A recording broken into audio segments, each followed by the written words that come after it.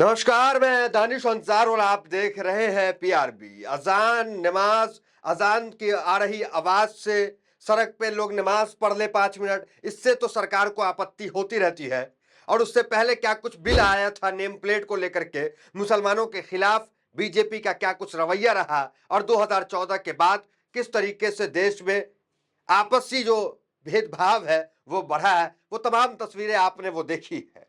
इस बार बीजेपी एक कदम आगे निकल गई है। बीजेपी की निगाहें अब मुसलमानों की उन संपत्तियों पे है जो संपत्तियों को मुसलमान कभी दान कर दिया करते थे, चाहे वो अल्लाह के नाम पे कर दे, चाहे वो मदरसों के नाम पे कर दे, चाहे वो किसी शिक्षित शिक्षित तालीम अस्पताल के लिए दान कर दे। उन जमीनों पे अब सरकार की निगाहें हैं। ऐसा कौन सा कानून है जो बीजेपी आज संसद में पेश करने वाली है, लाने वाली है, और वो कानून को पास कराने वाली है? वक्फ बोर्ड की बात हम कर रहे हैं।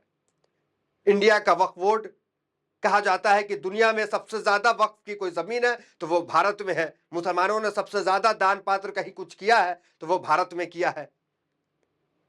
अभी वक्फ के पास 9 लाख एकड़ की जमीन है जो मुसलमानों ने वक्फ के नाम कर दिया।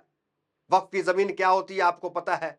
जिसके पास औलाद नहीं होता है, संतान नहीं होता है, वो अल्लाह के नाम पर, मस्जिद मदरसों के नाम पे वक्फ को दे दी जाती है जमीन। तो वैसी जमीन जिसके संपत्ति ना हो, या हम अपनी मनमर्जी से चाहें कि हम इस जमीन को वक्फ कर दे, हम इस जमीन को आम पब्लिक के लिए कर दे, चाहे उस जमीन पे मदरसा बन जाए, चाहे उस जमीन पे कॉलेज स्कूल बन जाए, चाहे उस जमीन पे कुछ भी इस्लामिक चीज जो है वो हो जाए, तो ये अपनी स्वच्छता से ये चीज चलती आ रही थी। और यही कारण है कि अभी इंडियन आर्मी हो या रेलवे हो, उससे उसके बाद सबसे ज्यादा जमीन अगर किसी के पास है तो वो वक्फ बोर्ड के पास है, भारत के। वक्फ बोर्ड क्या था? कल तक वक्फ बोर्ड एक तरीके से स्वतंत्र रूप से काम करता था, स्वतंत्र बोर्ड हुआ करता था, लेकिन आज उस पर लगाम लगाने की कोशिश सरकार द्वारा की जा रही है। कहा जा रहा है कि 40 संशोधन वक्फ बोर्ड के इसमें किया जा रहा है। और क्या वो संशोधन है, मुख्य संशोधन जो आज 5 अगस्त के दिन आज जो है संसद में वो संशोधन किया जाएगा वक्फ बोर्ड में। राजनीति भी गरमाई हुई है उसके पीछे। क्या कह रहे हैं असदुद्दीन ओवैसी, क्या कह रहे हैं इंडिया गठबंधन के नेता, वो तमाम चीजें आपको बताएंगे। उससे पहले 40 संशोधन, लेकिन जो मुख्य संशोधन की बात है वो आपको बताएंगे कि मुख्य संशोधन क्या है, असदुद्दीन ओवैसी क्या कह रहे हैं इस पे। और 5 अगस्त है आज, सोचिए 5 अगस्त के दिन कितना बड़ा फैसला बीजेपी लेने के लिए अक्सर जानी जाती है।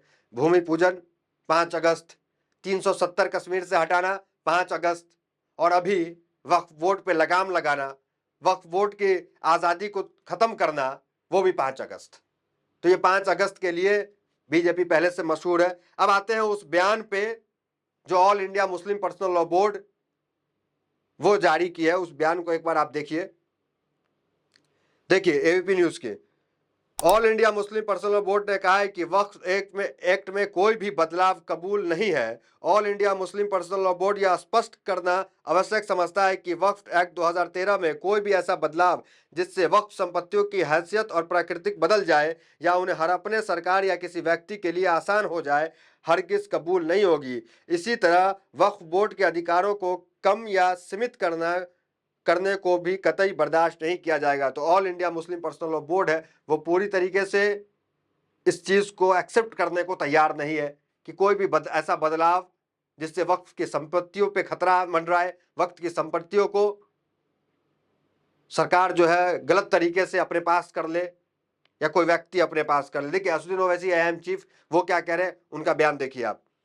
एआईएम चीफ असदुद्दीन ओवैसी ने आरोप लगाते हुए एनडीए सरकार वक्फ बोर्ड की स्वायत्ता छीनना चाहती है। उन्होंने कहा है कि बीजेपी शुरू से ही वक्फ बोर्ड और वक्फ संपत्तियों के खिलाफ रही है और उसने अपने हिंदुत्व एजेंडे के तहत वक्फ कंपनियों तथा वक्फ बोर्ड को खत्म करने का प्रयास शुरू किया है। उन्होंने कहा है यह अपने आप में धार्मिक स्वतंत्रता के खिलाफ है। ओवैसी ने आरोप लगाया है कि अगर सर्वेक्षण बीजेपी सरकार द्वारा किया जाएगा तो उसका नतीजा यह होगा कि संपत्ति वक्फ बोर्ड संपत्ति नहीं होगी। ओवैसी ने कहा है कि देश में कई दरगाह और मस्जिद हैं जिनके बारे में भाजपा आरएसएस दावा करता है कि ये दरगाह और मस्जिद नहीं है। उन्होंने कहा है कि कुल मिलाकर अगर मीडिया की खबरें सच है तो मीडिया के नेतृत्व वाली सरकार मुसलमानों से वक्फ बोर्ड की संपत्ति छीनना चाहती है।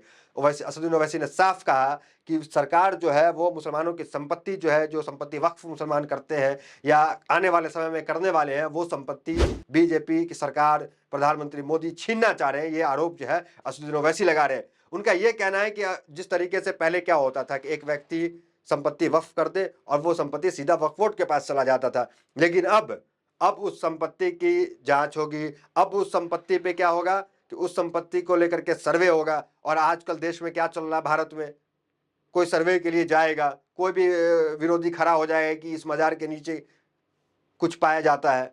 इस तरह के पहले भी तस्वीर आपने देखी, हर मजार, हर मस्जिद पे ये दावे किए जाते हैं कि ये तो हिंदू धर्म से जुड़ा हुआ है।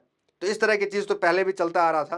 तो उनका असदुद्दीन ओवैसी का भी यही कहना है कि अगर सर्वे के लिए जाता है तो वो सर्वे कौन करेगा? वो उनके ही मुख्यमंत्री कराएंगे सर्वे, उनके ही अधिकारी सर्वे कराएंगे और वो अधिकारी फैसला किस पक्ष में देंगे? तो इससे कहीं ना कहीं जो वक्त की संपत्ति है उसको कहीं ना कहीं नुकसान होगा, उसकी स्वतंत्रता जो है वो खत्म हो जाएगी। अब देखिए इस मामले पे समाजवादी पार्टी इंडिया गठबंधन क्या कह रहे हैं, उनके नेता क्या कह रहे हैं, उस पर एक बार पढ़िए आप। रामपुर से सपा सांसद मौलाना मोहिबुल्लाह नदवी ने कहा है कि वक्फ बोर्ड संशोधन का तरीका गलत है, इससे दुनिया में देश की छवि खराब होगी। इसके साथ ही रामपुर सांसद ने वक्फ बोर्ड एक्ट में संशोधन के प्रस्ताव की तुलना कृषि कानून से की गई। नदवी ने कहा है कि सरकार कृषि कानून की तरह ही इस बिल को लाना चाहती है। कृषि के लिए काले कानून भी उसी तरह रातों रात लाए गए। वक्फ बोर्ड किसी भी संपत्ति को अपना बताता है, ऐसा नहीं है, इसके लिए प्रक्रिया होती है। तो इनका कहना है कि वक्फ बोर्ड किसी भी संपत्ति को अपना बताता है, जबकि इसकी एक अलग प्रक्रिया होती है। उस प्रक्रिया से गुजरने के बाद वो संपत्ति जो है वो उसके हाथ में जाती है, वक्फ बोर्ड के हाथ में। अब आते हैं कौन सा जो संशोधन है वो सरकार करने वाली है। और बड़ी बात यहाँ पे ये है, ये देखना दिलचस्प होगा कि इस बिल के खिलाफ जो है विपक्ष कितनी मजबूती से जो है संसद में आवाज उठाता है। राहुल गांधी क्या करेंगे? क्या राहुल गांधी उतनी मुखरता के साथ इस जो बिल आया है इसके खिलाफ खड़े होंगे? जो बिल मुसलमानों की संपत्ति पे खतरा मंडराएगा, मुसलमानों की संपत्ति छीनी जाएगी, क्या उस बिल पे राहुल गांधी मोहब्बत की दुकान को खोलते हुए हमलावर होंगे? क्या अखिलेश यादव उतना ही हमलावर होंगे इस बिल को वापस ना हो इसको लेकर के? तो वो देखना दिलचस्प होगा संसद में क्या कुछ होगा। और उससे पहले आप वो देखिए कि क्या क्या मुख्य बदलाव जो है वो हो सकते हैं। देखिए, किसी भी जमीन को वक्फ की संपत्ति घोषित करने से पहले उनका वेरिफिकेशन कराना जरूरी होगा। तो ये देखिए वेरिफिकेशन, हमने आपको कहा था जब वेरिफिकेशन टीम जाएगी तो क्या होता है, कोई भी पक्ष खड़ा हो जाता है और कहेगा कि नहीं इस मजार के नीचे कुछ है, इस मजार से पहले 200 साल पहले ये था। इस तरह की चीजें, कई विवादित चीजें जो है खबर में बनी रहती है, वो आपने देखा। तो वेरिफिकेशन के लिए जाएगा तो वहाँ कहीं ना कहीं पक्ष जो है वो जो वक्फ बोर्ड की जो जमीन जो जिसके पास वो अभी हकदार है वो वक्फ बोर्ड को देना चाहता है, तो वो स्वतंत्रता जो है वो भंग हो जाएगी। वक्फ बोर्ड का पुनर्गठन, बोर्ड की संरचना में बदलाव की संभावना। तो बोर्ड की संरचना जो ढांचा है उस पर भी बदलाव, पुनर्गठन वो भी कह रहे हैं। फिर उसके बाद वक्फ अधिनियम की धारा 9 और धारा 14 में भी बदलाव करके केंद्रीय वक्फ परिषद और राज्य वक्फ की बोर्ड की संरचना में बदलाव किया जा सकता है। बिल में राज्य वक्फ बोर्ड के स्वामित्व वाली विवादित जमीनों का नए सिरे से सत्यापन कराने के भी प्रस्ताव है। दुरुपयोग को रोकने के लिए जिला मजिस्ट्रेट को वक्फ संपत्ति की निगरानी में शामिल किया जा सकता है। तो जिला मजिस्ट्रेट को वक्फ बोर्ड की निगरानी में शामिल किया जा सकता है। तो इस तरह की तमाम जो है संशोधन है, कुल मिलाकर के वक्फ बोर्ड जिस ढांचे पे खड़ा हुआ था उस ढांचे को ही कहीं ना कहीं मोदी सरकार बदलने का प्रयास कर रहे हैं। और इससे इंडिया गठबंधन के कई नेता ने कहा कि इससे जो है मुस्लिम संपत्ति को खतरा होगा, मुस्लिम संपत्ति को गलत तरीके से बीजेपी जो है वो अपने हाथ में लेना चाहती है। अभी हमने आपको बताया 9 लाख एकड़ से ज़्यादा जो संपत्ति है जो मुसलमानों ने दान किया वो वक्फ बोर्ड के पास है। और ये संपत्ति पूरे भारत में, पूरे देश में सबसे ज़्यादा कहीं मुसलमानों ने दान किया तो वो भारत में संपत्ति सबसे ज़्यादा है, ये बताई जा रही है। तो अब देखना दिलचस्प होगा कि क्या कुछ जो है वो राहुल गांधी करते हैं, क्या राहुल गांधी विरोध में खड़े होते हैं, क्या राहुल गांधी इसको लेकर के आवाज़ बुलंद करते या नहीं करते संसद में, ये देखना दिलचस्प होगा।